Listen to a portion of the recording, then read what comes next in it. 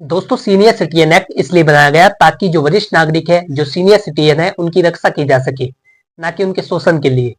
कई बार ऐसा होता है कि जो वरिष्ठ नागरिक है, उन्हें कोर्ट कचहरी के चक्कर लगाने पड़ते हैं, सरकारी दफ्तरों के उन्हें चक्कर लगाने पड़ते हैं, उनकी पेंशन को रोक दिया जाता है, उनकी जो संपत्ति संबंधित मामले होते हैं उनको लंबित रखा जाता है।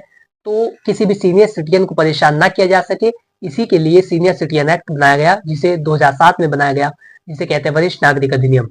आज की इस वीडियो में हम जानेंगे कि यदि किसी भी सीनियर सिटीजन की पेंशन को किसी भी विभाग के द्वारा रोक दिया जाता है, तो सीनियर सिटीजन किस तरीके से अपनी पेंशन को चालू करा सकते हैं दोस्तों। और इसके साथ ही जो सीनियर सिटीजन एक्ट के मुख्य प्रावधान है उनके बारे में भी बात की जाएगी कि इस तरीके से वरिष्ठ नागरिक अधिनियम है वो सीनियर सिटीजन को प्रोटेक्ट करता है और जो उनकी संपत्ति है उसकी भी रक्षा करता है। चलिए बिना किसी देरी के वीडियो शुरू करते हैं। मेरा आपसे अनुरोध है कि यदि आप चैनल पर पहली बार आए हैं तो आज ही चैनल को सब्सक्राइब कर ले, ताकि इसी प्रकार की लीगल नॉलेज, कानूनी जानकारी, विधिक परामर्श और आपके अधिकार आप तक पहुंच सके। चलिए बिना किसी देरी के वीडियो शुरू करते हैं। नमस्कार दोस्तों, मैं अश्वित कुमार आप सभी का हमारे यूट्यूब चैनल कानूनी बातें में स्वागत करता हूं। दोस्तों, किस तरीके से पेंशन को निर्धारित किया जाता है, किस तरीके से सीनियर सिटीजन की पेंशन दी जाती है, इसको जानने से पहले हमें समझना होगा कि जो सीनियर सिटीजन एक्ट है वो किस तरीके से सीनियर सिटीजन को प्रोटेक्ट करता है। जो वरिष्ठ नागरिक अधिनियम है वो सीनियर सिटीजन को भी प्रोटेक्ट करता है, उसकी भी सुरक्षा करता है और जो उनकी संपत्ति होती है उनकी भी रक्षा करता है।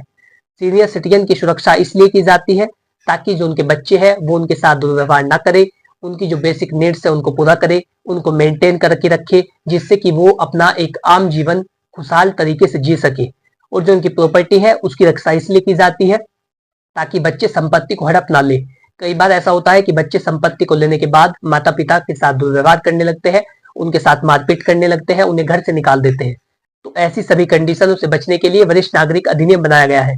इसके मुख्य प्रावधान में यही आता है कि यदि सीनियर सिटीजन के बच्चे उनको मेंटेन नहीं करते, उनकी जो बेसिक नीड्स है उनको पूरा नहीं करते, जो उनकी बुनियादी जरूरतें हैं उनके खर्चे को नहीं उठाते, रहना पीना खाना, आवास की सुविधा, चिकित्सा सुविधा, यदि वो बीमार पड़ते हैं तो उनको दवाई ला करके नहीं देते ताकि वो अपना जो आम जीवन है उसे जी सके, ऐसी कोई भी उनकी कंडीशन को पूरा नहीं करते, तो ऐसी कंडीशन के अंदर जो वरिष्ठ नागरिक है, जो सीनियर सिटीजन है, वो मेंटेनेंस क्लेम कर सकते हैं अपने बच्चों से, अपने उत्तराधिकारियों से और उन सभी व्यक्तियों से जो उनकी संपत्ति को उत्तराधिकार में पाने का अधिकार रखते हैं। ऐसे व्यक्तियों से सीनियर सिटीजन मेंटेनेंस क्लेम कर सकते हैं और वो maintenance claim senior citizen tribunal में जाकर के किया जाता है। आप वहां पर एक एप्लीकेशन लगा सकते हैं कि मुझे अपने बच्चों से मेंटेनेंस दिलाया जाए, मुझे गुजारा भत्ता दिलाया जाए, जिससे कि मैं अपनी जो आम जरूरतें हैं उनको पूरा कर सकूं। इसके चलते जो सीनियर सिटीजन ट्रिब्यूनल है वो आपके बच्चों को आदेशित करती है, उन्हें आदेश दिया जाता है कि वो आपको मेंटेन करेंगे। लेकिन यदि वो आपको मेंटेन नहीं करते तो ऐसी कंडीशन के अंदर उन्हें दंडित किया जाता है। दोस्तों, इस एक्ट का दूसरा प्रावधान है कि यदि आपके बच्चे आपकी संपत्ति को लेने के बाद आपसे दुर्व्यवहार करने लगे हैं, आपकी बेसिक नीड्स को उन्होंने पूरा करना बंद कर दिया है, तो ऐसी कंडीशन के अंदर आप उन्हें दी गई संपत्ति वापस ले सकते हैं, जो आपने इस शर्त पर दी थी कि वो आपका ख्याल रखेंगे। लेकिन संपत्ति को लेने के बाद उन्होंने उस शर्त का उल्लंघन किया, उन्होंने अपने नैतिक कर्तव्य को पूरा नहीं किया, तो ऐसी कंडीशन के अंदर आप उनसे संपत्ति वापस ले सकते हैं। तीसरा प्रावधान ये है कि आप उन्हें संपत्ति से बेदखल कर सकते हैं यदि आपको लगता है कि आपके बच्चे आपके साथ दुर्व्यवहार करते हैं, या आपको लगता है कि आपका कोई बच्चा गलत संगत में पड़ गया है जो पूरे परिवार को फंसवा देगा। ऐसी कंडीशन के अंदर आप उन्हें संपत्ति से बेदखल कर सकते हैं। तो ये वरिष्ठ नागरिक अधिनियम के कुछ मुख्य प्रावधान है जिसके तहत सीनियर सिटीजन की भी रक्षा की जाती है और जो उनकी संपत्ति है उसकी भी रक्षा की जाती है। अब हम जानेंगे कि जो पेंशन लेने का अधिकार है वो किसी भी वरिष्ठ नागरिक का मूल अधिकार होता है। यदि आपकी एज 60 वर्ष है या 60 वर्ष से अधिक है तो पेंशन लेना आपका मूल अधिकार है। और पेंशन भी दो तरीके की होती है। यदि आप सामान्य नागरिक है, आप किसी सेवा में नहीं थे, आपने कोई सरकारी नौकरी नहीं की है, तो ऐसी कंडीशन के अंदर समाज कल्याण विभाग के द्वारा आपके वरिष्ठ नागरिक होने पर आपकी पेंशन दी जाती है। आप पेंशन के लिए अप्लाई करते हैं समाज कल्याण विभाग में और उसकी जो जांच की जाती है रिपोर्ट के आधार पर फिर आपको पेंशन दी जाती है। यदि कोई भी अधिकारी उस पर गलत रिपोर्ट लगा देता है या उसमें लिख देता है कि आप अपात्र है जबकि आप उस सेवा के लिए पात्र होते हैं, ऐसी कंडीशन के अंदर आप उसकी भी शिकायत कर सकते हैं और उसको भी सजा दी जाएगी। तो यदि सामान्य पेंशन की बात करते हैं जो समाज कल्याण विभाग के द्वारा दी जाती है, यदि वो आपकी रुक गई है तो आप समाज कल्याण विभाग में जाकर के एप्लीकेशन दे सकते हैं। आप उनसे पूछ सकते हैं कि किस तरीके से हमारी पेंशन को रोका गया।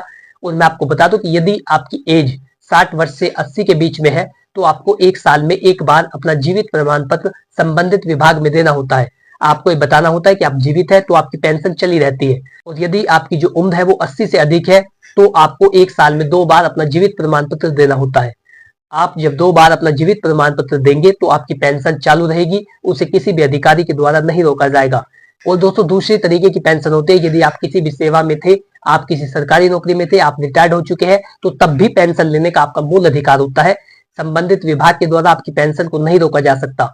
यदि आप 60 से 80 के बीच में है तो 1 साल में 1 बार जीवित प्रमाण पत्र देना होगा। यदि आप 80 से अधिक वर्ष के हैं तो आपको 1 साल में 2 बार अपना जीवित प्रमाण पत्र दिखाना होता है, तब जाकर ही आपकी जो पेंशन है वो सुचारू रूप से चलती रहती है। लेकिन कई बार ऐसा होता है कि वरिष्ठ नागरिक बैंक की लाइन में नहीं लग पाते या उन्हें कोई परेशानी होती है, वो विभाग में नहीं जा पाते और अपना जीवित प्रमाण पत्र जमा नहीं कर पाते। तो ऐसी कंडीशन के अंदर जो विभाग होता है वो उनकी पेंशन को रोक देता है। तो ऐसी कंडीशन के अंदर विभाग के द्वारा या बैंक के द्वारा उनकी पेंशन को रोक दिया जाता है। तो मैं आपको बता दूं कि जो सीनियर सिटीजन एक्ट है वो सीनियर सिटीजन की प्रोटेक्शन के लिए बनाया गया है, ना कि उनके शोषण के लिए। ऑनरेबल हाई कोर्ट ने अपने एक जजमेंट में बताया, जिस पर मैंने पहले से वीडियो बना रखी है, जिसकी लिंक मैंने डिस्क्रिप्शन बॉक्स में दे दी है, आप वहां से जाकर उसे देख सकते हैं। उस जजमेंट में ये बताया गया कि सीनियर सिटीजन यदि अपने जीवित प्रमाण पत्र को जमा नहीं कर पाते और वो बाद में अपना जीवित प्रमाण पत्र जमा करते हैं तो इसका ये प्रमाण होता है कि वो पहले भी जीवित थे और इसी आधार पर उनकी पेंशन को नहीं रोका जा सकता। तो कई बार ऐसा होता है कि जब आप अपना जीवित प्रमाण पत्र जमा कर देते हैं तो उसके बाद आपकी जो पेंशन है वो सुचारू रूप से चल जाती है, लेकिन जो बीच में आपकी पेंशन रोकी गई है, जब तक आपने जीवित प्रमाण पत्र जमा नहीं किया था, वो आपको नहीं दी जाती। तो इसी पर ऑनरेबल कर्नाटक हाईकोर्ट ने अपना जजमेंट दिया था, जिसमें बताया गया था कि सीनियर सिटीजन यदि अपना जीवित प्रमाण पत्र बाद में जमा करता है तो उसका ये प्रमाण होता है कि पहले भी जीवित था। तो ऐसी स्थिति के अंदर इनकी जो पेंशन है उसे नहीं रोका जा सकता और संबंधित विभाग को सारी की सारी पेंशन जो इनकी बैठती है वो देनी होगी। तो इस तरीके से आप अपनी पेंशन को ले सकते हैं। दोस्तों आशा करता हूँ कि जानकारी आपको अच्छी लगी होगी। यदि आप इसी तरीके की जानकारी में रुचि रखते हैं तो आज ही चैनल को सब्सक्राइब कर ले, ताकि इसी प्रकार की लीगल नॉलेज, कानूनी जानकारी, विधिक परामर्श और आपके अधिकार आप तक पहुंच सके। यदि आपका इससे रिलेटेड कोई सवाल हो तो आप कमेंट बॉक्स में लिख करके पूछ सकते हैं, मैं जल्दी उसका उत्तर दूंगा। और इसके साथ ही यदि आप कोई विधिक परामर्श, कोई कानूनी जानकारी, कोई आपकी लीगल प्रॉब्लम है, आप उसे पूछना चाहते हैं, उसे डिस्कस करना चाहते हैं, तो डिस्क्रिप्शन बॉक्स में दिए गए मोबाइल नंबर पर अपनी प्रॉब्लम को व्हाट्सएप करें, जल्दी आपको उसका उत्तर दिया जाएगा। Thanks for watching this video. अपना कीमती समय देने के लिए धन्यवाद।